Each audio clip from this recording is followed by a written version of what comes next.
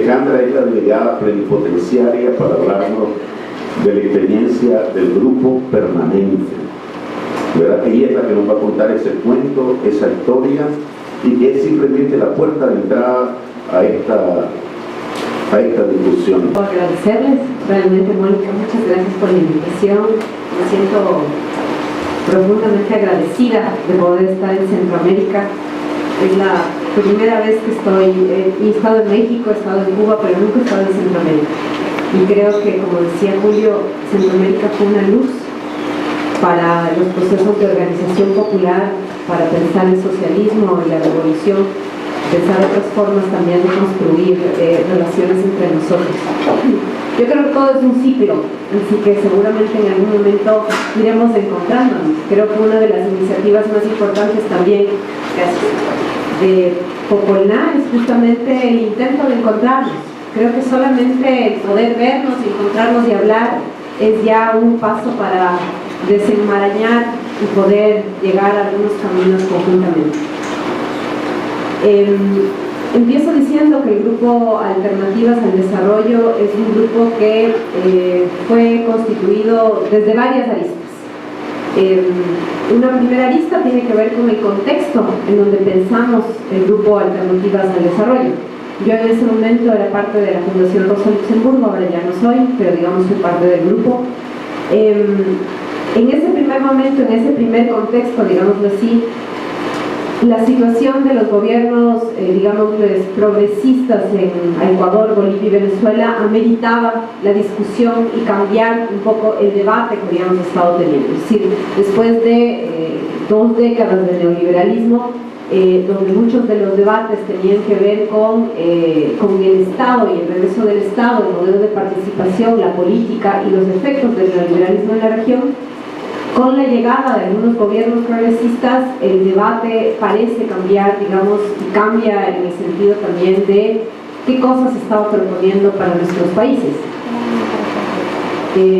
Ustedes, no sé si es que conocen, pero para el Ecuador, fundamentalmente, el proceso previo a la llegada del gobierno de la Revolución Ciudadana de Rafael Correa significó 2 décadas, más o menos, digamos, pensando en una memoria larga, mediana y corta, había implicado décadas de movilización social.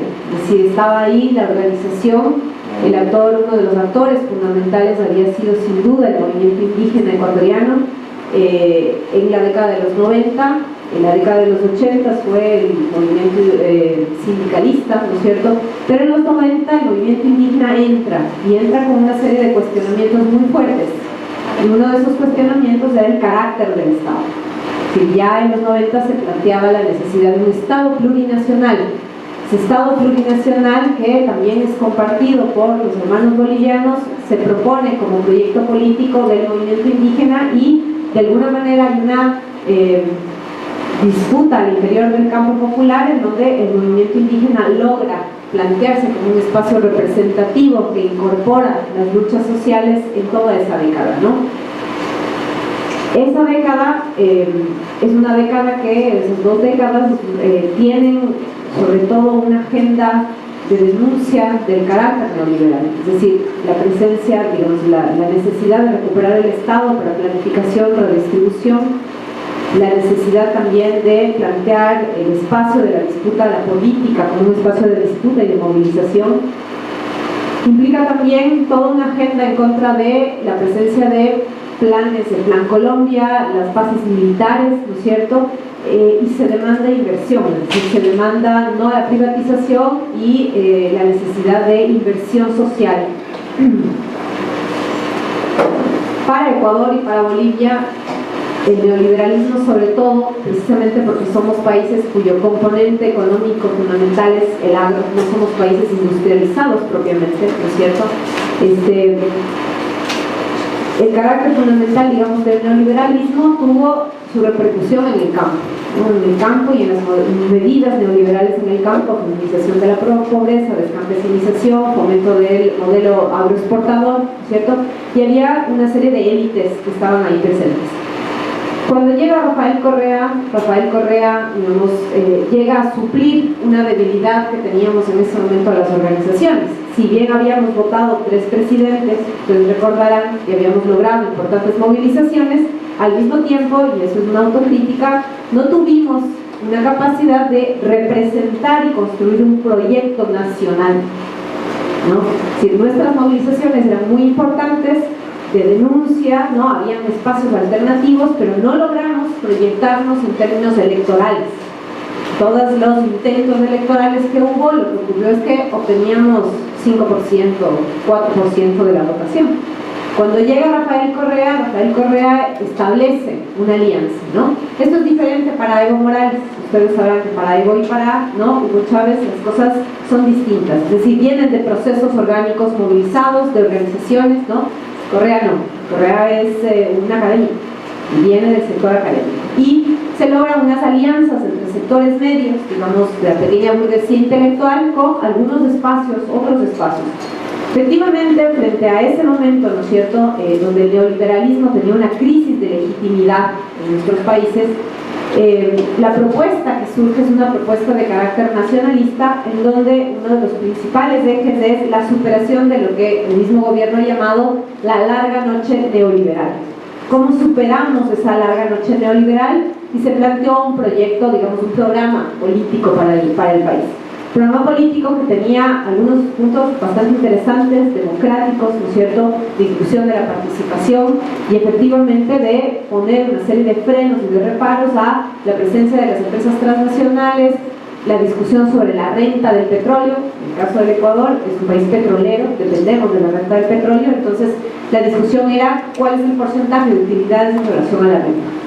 Sí, todo eso generó un contexto de expectativas importante y pues frente a la posibilidad de que gane, ¿no es cierto?, un candidato neoliberal, la representación de la oligarquía ecuatoriana que es bananero, ¿no?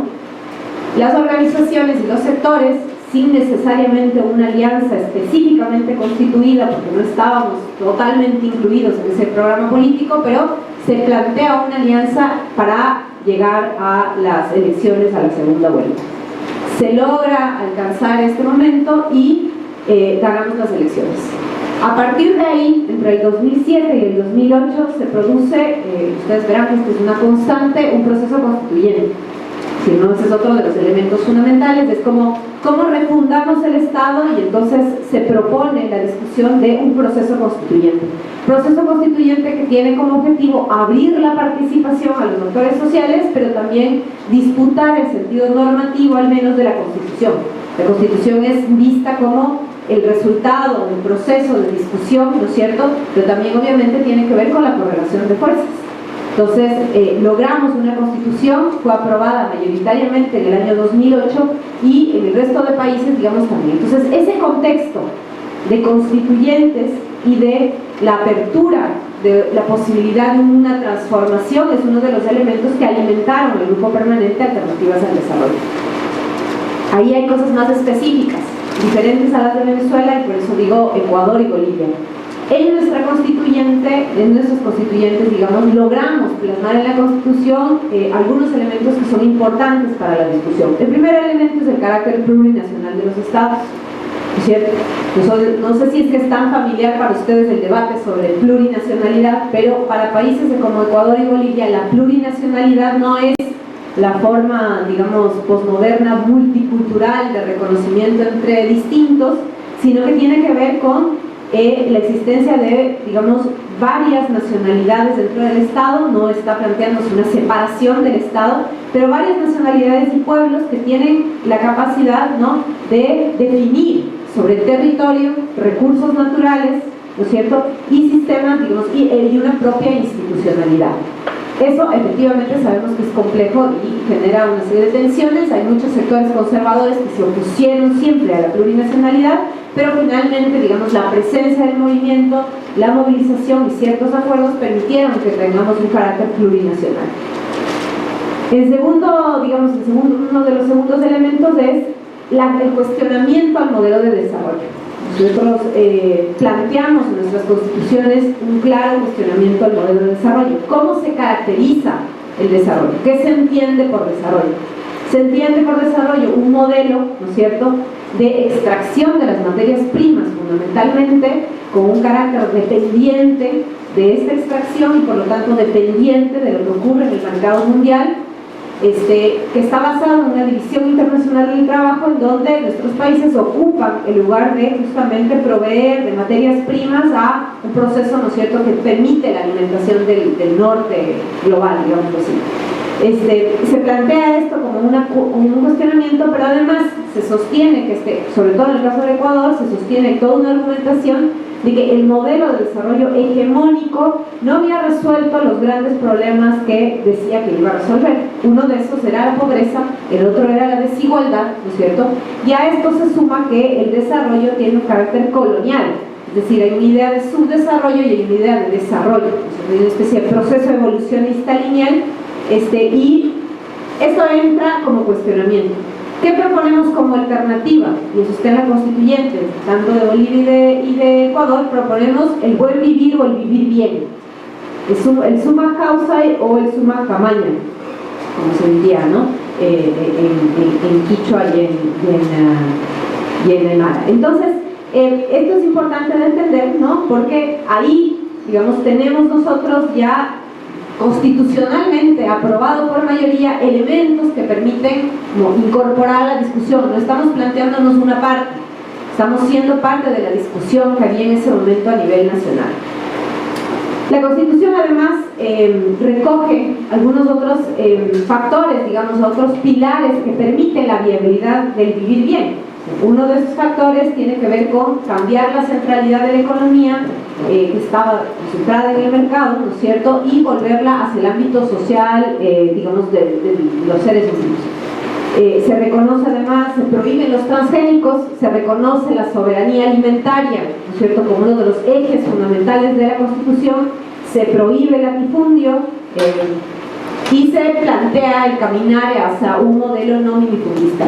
Hay una serie y en el caso del Ecuador, además, la naturaleza adopta, digamos, un carácter de sujeto. La naturaleza en la Constitución ecuatoriana es sujeto de derechos, ¿ya? Entonces, esto es importante, digamos, también para el conocimiento de ustedes. Entonces, en medio de este contexto, algunos actores todavía amigos, digamos, todavía dentro del gobierno, estaban planteando con fuerza estos debates. La Fundación Rosa Luxemburgo, digamos, sintonizó con estas discusiones de las organizaciones y lo que planteó es un primer momento de un debate sobre qué implicaba el desarrollo como narrativa hegemónica, ¿no es cierto?, con qué estaba anclada y qué posibilidades de alternativa podíamos construir. Si es que, como les digo, si es que este es un grupo que tenía en un primer momento un anclaje con el contexto y con la situación en ese momento de los gobiernos progresistas, lo que ha ocurrido después de todos estos años es que hay un proceso de desencanto de los gobiernos progresistas y el grupo ha intentado ubicar un espacio de enunciación, ¿no? Al inicio, uno de nuestros objetivos era justamente construir alternativas, pero de cara a las políticas públicas. Ese era un primer momento de nuestro debate. ¿Cómo construimos alternativas frente a las políticas públicas? Porque hay que decir que después del proceso, porque los procesos constituyentes viene un siguiente momento, que es el momento de la transición. El famoso momento de la transición en donde el Estado, digamos, el gobierno plantean que es necesario ejecutar, dar pie, generar un cuerpo normativo más amplio, generar políticas públicas con una proyección en el tiempo, ¿no es cierto?, de planificación que den cuenta de la Constitución. Y ahí podemos ver algunos momentos. Un primer momento, les decía yo, la constituyente 2007-2008, un segundo momento, 2009-2012, donde se van generando estas políticas públicas y se va, digamos, dando paso a la concreción de esta Constitución del 2008, pero al mismo tiempo un momento en donde ya se ven las diferentes tendencias al interior de la composición del gobierno y del proyecto de los movimientos oficialistas, tanto el MAS como el caso de Correa, ¿no?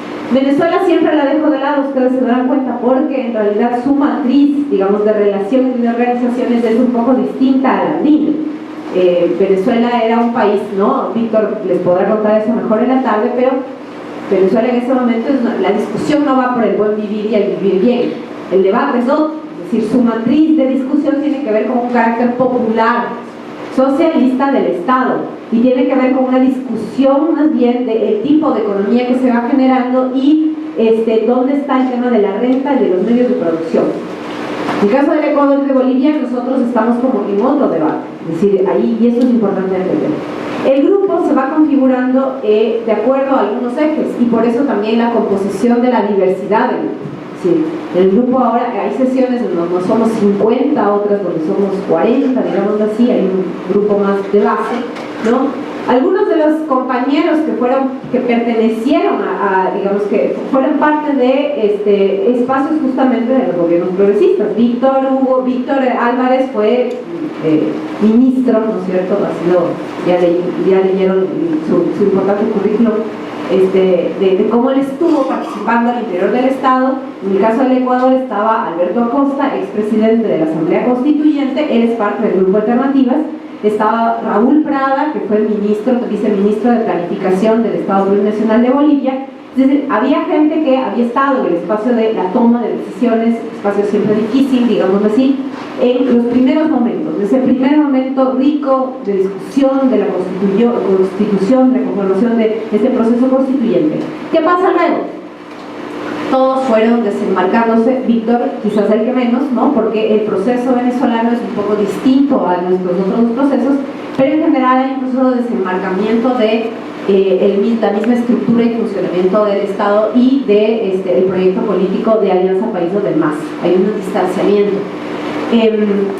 El grupo buscaba entonces una diversidad que le permitiera justamente discutir y entrar en diálogo este tipo de alternativas, es decir, compañeros que habían estado digamos, dentro del Estado, dentro de digamos, la estructura del Estado, que pudieran estar en el espacio de las políticas públicas, compañeros de organizaciones sociales, ¿no es cierto? Entonces está la CONAIE, por ejemplo, dentro del Grupo Alternativas al Desarrollo, están también organizaciones de Bolivia, están organizaciones de Venezuela, ¿no? Y decidimos incluir Colombia también en nuestro debate porque nos parecía fundamental un diálogo con un país que estaba como cercano, es decir, ¿no? Que tenía unas características diferentes en términos de que es un modelo más neoliberal, por decirlo así, pero que en cambio las iniciativas tanto de Marcha Patriótica, Congreso de los Pueblos y la diversidad de iniciativas que hay se volvían fundamentales para un debate al interior del grupo. Entonces decidimos también incluir y tenemos como amigos, digamos, hacia el cono sur con los que hemos ido discutiendo. Está Eduardo Gudinas de Uruguay, está la gente de Argentina, Esteles Vampa y Enrique Viale, que discuten y están muy cercanos al frente de Darío Santillán. Hay compañeros también de Brasil, hay gente también de Alemania. Es decir, hay un intento por generar un espacio de diversidad. Un espacio de diversidad siempre complejo, porque hay representantes de organizaciones, hay representantes de espacios más bien académicos o ONGistas, y hay compañeros también investigadores, ¿no? Ya no queda casi nadie, o nadie, excepto tal vez Víctor, que tenga una relación directa con el gobierno. Ya es, por eso les decía, hay un proceso que va ahí de la mano. Después de este objetivo de plantearnos alternativas a la política pública, ¿no es cierto?, nos planteamos la necesidad de aportar en general a los procesos. En ese momento decíamos procesos de cambio, ¿no?, procesos de transformación. Y es un aporte en términos de debate, pero también de encuentro en la diversidad de actores, ¿no?, que apuntan a construir alternativas. Son alternativas que son muchas veces discusiones nacionales, pero que tienen una perspectiva regional. ¿Cómo entendemos eso? O sea, debates sobre UNASUR, sobre el ALBA, ¿no? ¿Hasta qué punto son espacios que realmente han configurado alternativas? Definitivamente el grupo también tiene un principio de diálogo norte-sur, ¿no es cierto? Estas discusiones nos han ido anclando sobre todo en el debate sobre decrecimiento y postdesarrollo, ¿no? Y el grupo se plantea, o al menos eso es como su presentación, algunos ejes de dominación interna que nosotros no dejamos de lado. En el debate sobre el desarrollo lo que nosotros planteamos es, y claro, ahí también hay como discusiones internas en el grupo, ¿no? El desarrollo finalmente se plantea, se propone como una narrativa, como una forma discursiva que ha estado presente en América Latina de diferentes maneras, ¿no es cierto?, que tiene un carácter colonial, pero que está anclado obviamente a un modo de producción capitalista, ¿no? Entonces está anclado a un modo de producción capitalista en donde, digamos, el desarrollo aparece ligado definitivamente con el crecimiento y la medición, el indicador fundamental es del Producto Interno Bruto. Entonces, en esta digamos, narrativa, en el desarrollo se construye, ¿no?, la idea de que los pueblos deben sacrificarse en pos de llegar hacia un estado de desarrollo, y eso significa sacrificar territorios, etcétera, etcétera, en un momento determinado. Entonces, es parte de la discusión y se plantea, claro, efectivamente, que el capitalismo en nuestros países, en muchos de nuestros países, tiene como expresión o como forma de expresión el extractivismo. Entonces, dentro del grupo hay una fuerte línea de la discusión sobre el extractivismo. Entonces, es un tema de cómo se genera proceso de acumulación a partir de la renta, ¿no es cierto?, de la renta extractiva, de la renta de la tierra, pero también hay toda una serie de discusiones acerca de qué pasa con los territorios. Entonces, a la par, hay, digamos, una línea que plantea el momento actual de América Latina y cuál es su papel dentro de la crisis del capitalismo. Entonces decimos, efectivamente hay un alto precio de las materias primas, de los commodities, ¿no es cierto?, lo que Maristela Eslampa llama el consenso de los commodities, consenso porque básicamente en toda la región hay una especie de idea de que hay que apuntar todos a la extracción, ¿no es cierto?, o a este tipo de modelos, ¿no?, sin diferencia ideológica, quiero decir, ¿no? Perú, con un presidente como Humala, y Colombia, ¿no es cierto?, con Santos, Correa, Evo, plantean que básicamente la salida es los commodities, ¿no?, independientemente de dónde provenga su filiación política. Este consenso de los commodities ha permitido, no solo para los países progresistas, digámoslo así, sino también para otros países, generar ciertos indicadores. Uno de esos indicadores, ¿no es cierto?, y eso uno puede revisar en todos los últimos informes sobre desigualdad en América Latina y sobre condiciones de pobreza y demás, hay algunas cosas que son bastante importantes. La primera es que efectivamente se han reducido los niveles de extrema pobreza. En toda la región se han reducido los niveles de extrema pobreza. Y digamos hay algunos puntos de reducción de la pobreza, pero lo que no se ha reducido en toda esta década es efectivamente la desigualdad. Y claro, ustedes saben, ¿no?, por más que uno proporcione vía inversión social, programas sociales para la reducción de la pobreza, si no se afecta a la riqueza, no se produce en ningún momento un cambio en la estructura de desigualdad histórica de nuestros pueblos, primero.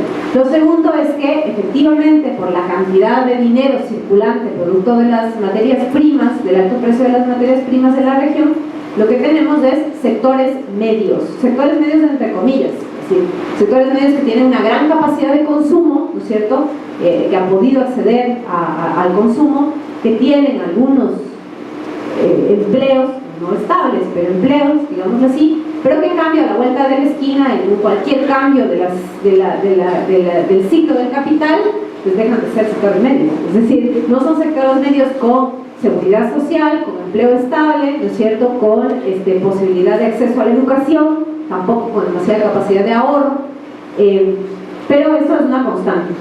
Repito, pasa en Colombia como pasa en Ecuador. No hay mayor diferencia en términos del porcentaje, digamos, de estos fenómenos. No es que ocurra solamente en los países con gobiernos progresistas. Entonces, en este consenso de los commodities, nosotros generamos una serie de discusiones y de investigaciones de qué era lo que estaba pasando en los países. Entonces, una de las líneas del debate del grupo tiene que ver con la situación. Nos interesa la caracterización de los modelos.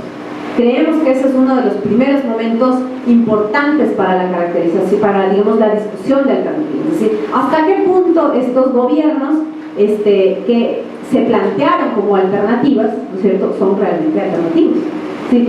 Analicemos la política económica, analicemos el modelo de participación, analicemos a lo largo de los años. No estamos hablando del primer año, estamos hablando del caso del Ecuador de casi 8 años de gobierno. Es decir, podemos nosotros ya tener una mirada y una lectura de qué es lo que ha ocurrido en nuestros países. Si es tan cierto esto de que hemos cambiado, ¿no?, o hacia dónde estamos yendo. Y esto es bastante importante. Para el caso del Ecuador, yo les decía que hay como algunos momentos del constituyente a las políticas públicas, y en el momento de las políticas públicas ya empezamos a ver que había una serie de discusiones que estaban ahí mostrándonos que había un carácter y que había una composición de derecha al interior del gobierno de Alianza País. Hay un segundo momento a partir del 2013 hasta ahora en donde nosotros lo que decimos, lo que dicen las organizaciones sociales es que esto no es socialismo del siglo XXI ni de ningún siglo, esto no es buen vivir ni vivir bien, esto es modernización capitalista. La forma en que nosotros caracterizamos el proceso es modernización capitalista. No es neoliberalismo. Sabemos que no es neoliberalismo porque, digamos, la presencia del Estado, la relación con el capital financiero que intenta como desenmarcarse, digamos, nos plantea que es otra forma, pero tampoco es socialismo. Hay un proceso de disciplinamiento, ¿no es cierto?, de la ciudadanía, pero también del modelo económico del Ecuador. Entonces, esta modernización capitalista, ¿no es cierto?, hemos analizado que ocurre por varias vías. Es decir, hay un primer, y esto es importante para los ejes de dominación que el grupo se propone. Si el grupo propone el colonialismo, ¿no es cierto?, propone el patriarcado, ¿ya?, y plantea también esta forma de exacción sobre la naturaleza como ejes de dominación en el contexto del capitalismo. Y estos ejes de dominación decimos hay que combatirlos, porque la única posibilidad de construir alternativas es que incluimos el feminismo, bueno, tipo de feminismo al menos, ¿no es cierto?, popular, que sea de izquierda, etcétera, que pueda contribuir a la conformación de alternativas. Y planteamos que no es posible la conformación de alternativas si no hay una discusión sobre el carácter nacional, no plurinacional, el carácter racista y colonial que existe en nuestros estados. Entonces también esas son parte de las discusiones al interior del grupo permanente. En ese sentido, lo que nosotros vamos diciendo es que lo que ha ocurrido en esta modernización capitalista de estos gobiernos progresistas tiene que ver mucho con procesos de presión y de dominación, específicamente también en estos ejes. Es decir, la vía del proceso de acumulación pasa por el tema de los territorios, ¿no es cierto?, la apropiación de territorios y la incorporación de ciertas esferas que antes eran de la vida, digámoslo así, al proceso de acumulación capitalista. Por otro lado, tiene que ver con un proceso de acumulación digamos, tan brutal. En el caso del Ecuador es notable como hay varios procesos de acumulación que tienen que ver con la extensión de jornadas laborales, las reformas laborales. Ahorita hace poco nos movilizamos, hubo varias movilizaciones importantes en el país, tuvimos más de 30.000 personas movilizadas hace menos de una semana, y nos movilizamos en contra del Código de Relaciones Laborales, precisamente porque es un código que elimina derechos básicos del que han ganado los sindicatos. Sí, elimina derechos básicos como contratación colectiva, derecho a la huelga, derecho a la toma de las fábricas y empresas.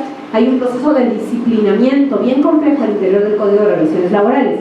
Entonces, esa también es una de las maneras, pero quizás esa es una de las debilidades del grupo. Es uno de los debates que menos le hemos dado fuerza al interior del grupo de Alternativas del Desarrollo, y yo les dejo eso como inquietud también a ustedes, porque nosotros sí creemos, aunque no lo hemos trabajado, que si no incorporamos el debate del mundo del trabajo, ¿no es cierto?, si no incorporamos la presencia de actores como los sindicatos en la discusión, ¿no es cierto?, y también de otros procesos organizados, ¿no?, no vamos a poder llegar realmente a construir alternativas. La alternativa no solamente pasa por el debate del modelo extractivista, pasa también por la discusión de cómo se genera acumulación, y la generación de acumulación ocurre también por la vía del trabajo, ¿no? Y hemos ido incorporando esto, ¿no? En el libro Más allá del desarrollo están muchas de estas discusiones, y nosotros decimos ahora, ¿no es cierto?, después de todos estos años que hemos producido libros, que hemos producido folletos, que hemos producido discusiones, ¿no es cierto?, un poco, sobre todo como herramientas, como una suerte de lanzar herramientas que ojalá sirvan para la región, de nuestros debates, ¿no? Y en ese sentido planteamos también otras dos discusiones. La una que tiene que ver con, no quiero llamarle geopolítica porque el término geopolítico es bastante del status quo, pero es la discusión, digamos, de las relaciones internacionales, la presencia, por ejemplo, de China, tenemos ahora una línea de investigación sobre qué ha pasado con China en nuestros territorios, ¿no? Y claro, que esto cambia mucho de los juegos al interior de la discusión. En el caso del Ecuador, la presencia china está en las mineras, fundamentalmente, mineras que entran al país a pelear para extenderse en territorios mega diversos, empresas chinas que están, ¿no es cierto?, en todo el negocio del petróleo, viendo cómo hacen este espacio de mediación. Y bueno, tenemos una línea de investigación, ahí está Edgardo Lander de Venezuela, que está haciendo una investigación importante acerca de qué pasa con las inversiones chinas en América Latina y cómo cambiar esto, ¿no? Y obviamente el debate sobre los BRICS. O sea, muchos de nuestros países nos cuentan, o de nuestros gobiernos nos cuentan que la salida antiimperialista es por el lado de la India, por el lado de China, ¿no es cierto? Y nosotros decimos no hay tal, o sea, no hay tal, a ver, discutamos, ¿no? Creo que uno de los elementos que necesitamos tener es justamente un debate con compañeros y compañeras de organizaciones de esos países, ¿no? Porque ellos son muy críticos de, por ejemplo, los compañeros de India son muy críticos del modelo que acaba de ser instaurado a nombre de los BRICS, una mezcla entre, ¿no?, castas y neoliberalismo salvaje, capitalismo brutal, ¿no es cierto?, generador de violencia, etcétera, ¿no? Entonces, ese es uno de los espacios de discusión. Yo creo que ese es uno de los espacios que puede ser muy interesante enriquecerlo con una perspectiva regional de qué estamos viviendo, ¿no? A nombre de la alternativa hay una serie de negocios que establecen los gobiernos, ¿no es cierto?, que básicamente nos generan mayor dependencia. Y en este sentido, dentro del grupo hemos analizado en la última sesión que tuvimos hace un par de meses en Quito, ¿no?, algunos cambios bastante sorprendentes de este último año, ¿no? Ustedes sabrán que en el Ecuador, y esto es un poco el análisis que nosotros hacemos, después de su discurso de superación de la larga noche neoliberal, ¿no es cierto?, este año el gobierno de Correa ha tenido una serie de medidas, digamos, por lo demás, sorprendentes. A nosotros ya no nos sorprende tanto, pero quizás al resto le pueda sorprender. Una de esas es firmar un tratado de libre comercio con la Unión Europea. Hace 2 meses firmamos ese tratado. El gobierno dice que es acuerdo comercial, pero pues nosotros sabemos que lo que firma Colombia y lo que firma Perú no puede ser cambiado. Nosotros solamente nos sumamos a ese acuerdo, y ese acuerdo no es acuerdo, es TLC, ¿no es cierto? No podríamos tener un acuerdo diferente porque Perú o Colombia nos pueden poner una demanda internacional. Entonces sabemos que, además, la misma Unión Europea en su página dice que es un TLC, solo el Ecuador le dice que se llama acuerdo comercial. Y eso es bien grave, es un acuerdo que todavía no ha sido ratificado en asamblea, nosotros tenemos asamblea, pero está por ratificarse el próximo año. Y eso es sobre todo un problema muy grave para los compañeros campesinos, trabajadores, ¿no es cierto?, y estudiantes. El modelo que la Unión Europea tiene sobre nuestros territorios es brutal. Ya hay algunos estudios de qué podría ocurrir con el acuerdo ya firmado en ciertos sectores como la leche, como los vegetales, como no, o sea, va a llegar una avalancha de productos importados de la Unión Europea. Es decir, lo que nosotros en la movilización habíamos logrado, que era frenar el Tratado de Libre Comercio con los Estados Unidos, y que habíamos logrado frenar el Acuerdo de Libre Comercio ALCA, ¿no es cierto?, pues ahora con un gobierno revolucionario acaban de firmar un TLC con la Unión Europea. El segundo elemento es que tenemos un nuevo proceso de endeudamiento. O sea, uno se pregunta, pero si hay tanta plata, ¿por qué? Si el Estado crece tanto, si hay tantas nuevas oficinas y tantos nuevos funcionarios jóvenes recién graduados con maestría, ¿por qué tenemos que endeudarnos, no? Y eso muestra las dificultades justamente al interior del gobierno. Es decir, nos acabamos de endeudar con el Banco Mundial, con el Fondo Monetario, y la mitad de nuestra reserva monetaria fue negociada con Goldman Sachs a inicios de este año. O sea, eso en un gobierno que se dice revolucionario, alternativo y demás. Entonces, claro, obviamente esto sin consulta alguna. O sea, todo el tema de este imaginario de consulta que habíamos puesto en la movilización antineoliberal, ¿no es cierto?, de que no se pueden tomar decisiones sin consultar al pueblo, pues quedó eliminado, ¿no? Y esto es muy fuerte para nosotros. Es decir, como tenemos ya nuevos procesos de endeudamiento, ni se diga el endeudamiento de $8.000 billones que tenemos con China, ya, que ha comprado además barriles de petróleo por adelantado. Si estamos endeudados con China varias décadas, ¿ya? Y además de eso, ¿no es cierto?, Digamos, estos dos ya son bastante horribles de contar, pero digamos, el Ecuador, además de eso, ha optado por un discurso bastante preocupante en los últimos meses de reforma a la Constitución y la necesidad de que el cambio de la matriz productiva no esté basado en la redistribución, sino en la productividad. El mismo presidente ha dicho que aquí en el Ecuador, allá en el Ecuador hay un problema grave de baja productividad. La productividad hay que subir, ergo, es necesario reformar la Constitución para la entrada de transgénicos. Los transgénicos fueron prohibidos en nuestra Constitución, está prohibido, dice, no se puede usar transgénicos. Entonces ahora quieren reformar la Constitución para justamente transgénicos. Eso en el ámbito de la discusión, digamos, del modelo económico, en términos del orden social, digamos, teniendo el capitalismo como orden social, pues lo que tenemos es un modelo político bastante complejo. Un modelo político que lo que ha hecho es cerrar la participación. Tenemos 210 criminalizados, todos dirigentes sociales, populares, trabajadores, estudiantes, indígenas en el Ecuador. Se ampliaron con el nuevo Código Integral Penal las causales del terrorismo, que básicamente uno puede estar en la calle en un plantón y el Estado puede definir que eso es terrorismo. Y además se ampliaron el número de años que estamos en la cárcel por terrorismo. Ahora son de 8 a 10 años que podemos estar en la cárcel por terrorismo. Eso no existía, eso es una ley de la dictadura que vivimos en los 70s. Bueno, con este gobierno ahora hay 210 criminalizados, todos acusados de terrorismo, sabotaje o rebelión. No hay un solo banquero en la cárcel, ojo. No hay ningún empresario en la cárcel, ojo. Todos son dirigentes indígenas, campesinos, que están luchando en contra de, por ejemplo, la implantación de megaminería a cielo abierto en zonas de biodiversidad. Los que están luchando en contra de la instauración de un modelo económico, de un modelo educativo, ¿no es cierto?, en los colegios. Entonces, esto es importante de entender, es decir, nosotros hemos dado mucho de la naturaleza, el carácter de los gobiernos progresistas, entre comillas, ¿no es cierto?, para ver no solo cuán alternativos son, sino por dónde construimos entonces. O sea, el debate por dónde tiene que ir, por dónde debemos debatir. Entonces, nos parece que es importante todavía, ¿no es cierto?, no descartar algunas discusiones, es decir, por ejemplo, el debate de la renta.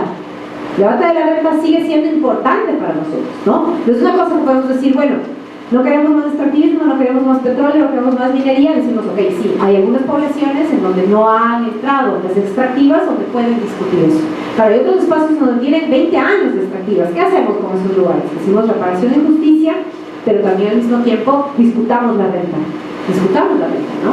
Entonces quiero ejemplificarles con esto algunas de las alternativas que han no solo surgido en el grupo, sino en este contexto, digamos, más amplio de debate sobre alternativas. Una de esas tiene que ver, ¿no?, con, les cuento esto para que podamos ver que es posible, ¿no es cierto?, pensar en alternativas, que no es todo lírica, que todo no es, no, nos oponemos, ¿no es cierto? No sé si ustedes conocen el Parque Nacional Yasuní, por lo que se dijo del Yasuní. Bueno, para los que no conozcan, el Yasuní es uno de los parques de reserva, digamos, del Ecuador más importantes que existe, no solo en el Ecuador, es decir, pulmón para la humanidad por la biodiversidad, neodiversidad y además territorio de pueblos indígenas en aislamiento voluntario, de pueblos que han decidido no contactarse. Ya, ese es territorio. Antes de la llegada de Correa, en los años 90, los pueblos y nacionalidades plantearon una propuesta para el Yasuní, que era: dejemos el petróleo bajo tierra, porque es la zona del petróleo, dejemos el petróleo bajo tierra y a cambio reclamemos como justicia ambiental mundial que las potencias que se han ido beneficiando de nuestros recursos paguen para un fondo, ¿no es cierto?, que permita la no explotación del Yasuní. Esta siempre se llamó Plan B, Plan A, perdón. El Plan A, Correa llevó a cabo el Plan A, ese era uno de sus emblemas, conformó una comisión supuestamente de alto nivel que dio vueltas por Europa pidiendo dinero, ¿no es cierto?, pero pues, recaudamos algo así como, no sé, 12 millones de dólares, una cosa muy chiquita. Claro, hay que ver si es que realmente hay interés del gobierno en hacer esto o si no, hay muchas discusiones al respecto. Correa en el año 2013, el 25 o 27 de agosto del 2013, poco antes creo, decidió que ya no había Plan A, que lo que necesitábamos era un Plan B. Y el Plan B era que la culpa de todo la tenía la comunidad internacional por no haber puesto dinero, ¿ya? Y que ahora íbamos a la explotación del Yasuní. Eso generó varias movilizaciones, nos movilizamos a nivel de, ¿no?, en varias partes, ¿no?, de reacciones de cómo es posible, vamos a bajarnos la selva. Y el discurso del gobierno, que esto es importante, ¿no?, es el discurso de los gobiernos alternativos, de gobiernos progresistas sobre alternativas, es que el peor o del principal problema de nuestros países es la pobreza. Ojo, no es la desigualdad, es la pobreza, ¿ya? Para combatir a la pobreza necesitamos dinero.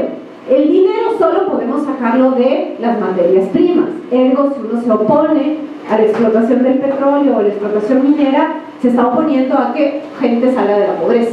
Más o menos es el discurso maniqueísta que se maneja, ¿no? Y nos dijo que de la explotación del Yasuní iban a salir $1.000 millones.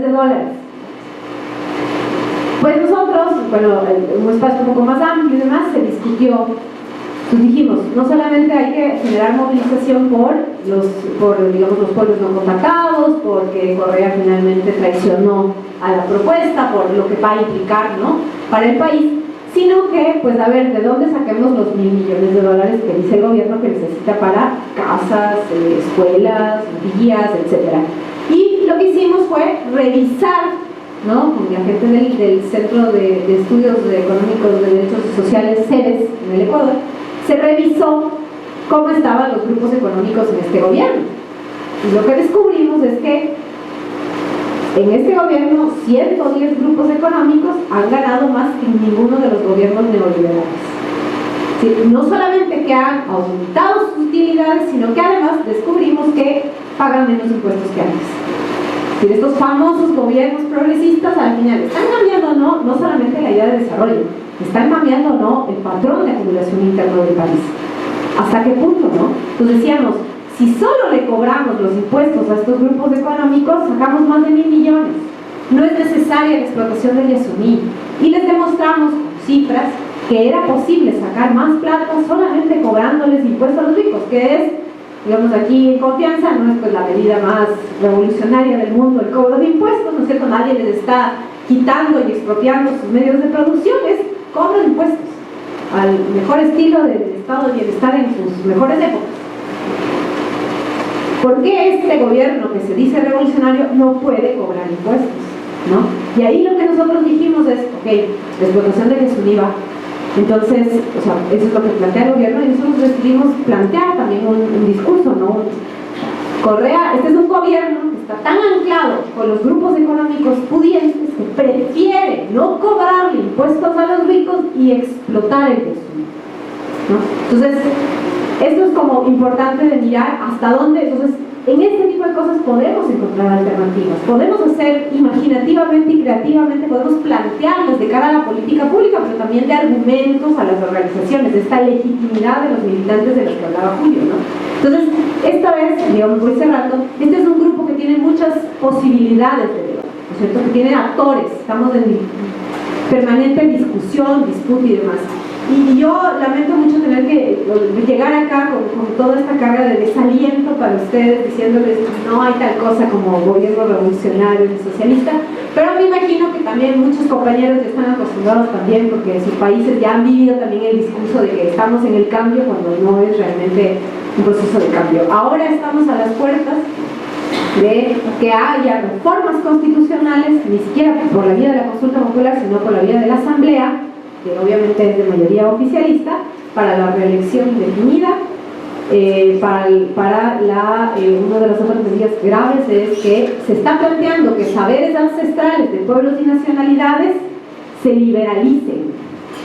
Y uno se pregunta qué es liberalización de saberes, ¿no? Y entonces el discurso de los funcionarios y del mismo presidente ha sido que esos saberes no pueden pertenecerle a pueblos y nacionalidades, sino que tienen que pertenecerle al mundo. Y nosotros decimos, ok, el mundo está lleno de empresas transnacionales. Y sabemos que ese es uno de los primeros, ¿no es cierto?, acuerdos con el TLC de la Unión Europea, que requiere, porque hay que saber que la Unión Europea, digamos, mucho más que los Estados Unidos, tiene una cláusula específica sobre derechos, sobre la mega biodiversidad y sobre saberes, ¿no? Entonces, esto es lo que nosotros estamos viviendo. Lo bueno es que a pesar de que después de, ¿no? Julio decía, ¿cómo hacemos para despertar a este pueblo dormido? Nosotros venimos 8 años con movilizaciones que se levantan y luego se caen, ¿no? Yo creo que las organizaciones también tenemos un problema, y es que no hemos logrado construir una alternativa, no somos una alternativa. Podemos denunciar este gobierno, podemos denunciar el carácter, podemos plantear algunas ideas interesantes, pero no tenemos un programa político alternativo, no tenemos una construcción realmente legítima. Y hay que decir que Correa, a pesar de que ahora ha perdido elecciones y hay un proceso de desencanto mucho mayor que los anteriores años, tampoco es que está solo con los banqueros, ¿no? Está con sectores populares que lo apoyan. Entonces, allá hay una tarea para nosotros como organizaciones. ¿Qué hacemos con esos sectores populares? ¿Qué alternativas construimos para que realmente puedan incorporarse en otro tipo de espacio? Lo bueno es que este año es uno de los años con más movilizaciones, digamos, en el Ecuador, en donde ya no es el movimiento indígena, digamos, el actor de la movilización, ahora son trabajadores, sindicatos y estudiantes, ¿no?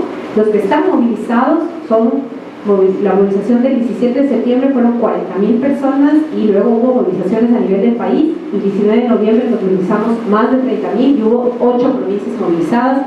Es decir, eso que siempre había sido parte de nuestra vida en los años 90 y los 80, no sé si es que realmente está totalmente recuperado, pero estamos haciendo intentos porque sí creemos, ¿no es cierto?, que más allá de las coyunturas de los funcionarios públicos, que además nos plantean que la hipótesis es que ellos están en disputa interna, sí deben haber escuchado, ¿no? No sé si aquí los compañeros nicaragüenses han escuchado esta hipótesis de mucha de la gente que está al interior del gobierno. Estamos disputando internamente, y uno dice, bueno, después de 8 años que han disputado, o sea, no hay disputa, ¿verdad? No hay una disputa de la tendencia. ¿Dónde está la tendencia? ¿Dónde están sus voces cuando las organizaciones están siendo criminalizadas? ¿No? Ahí se quedan callados. ¿Dónde están sus voces cuando están ocurriendo cosas terribles como, qué sé yo, concesiones con China?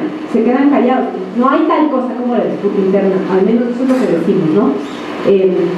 Y bueno, estamos en eso, estamos intentando, y el grupo, que no es pues el programa político, ni lo pretende ser, intenta contar con algunos debates justamente para estos actores, porque sí creemos que los actores del cambio son fundamentalmente las organizaciones sociales.